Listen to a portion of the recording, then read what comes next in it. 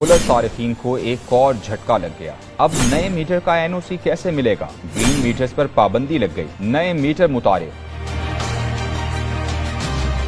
Solar system इस्तेमाल करने वालों को एक और झटका, सार्फिन को फिर चूना लग गया।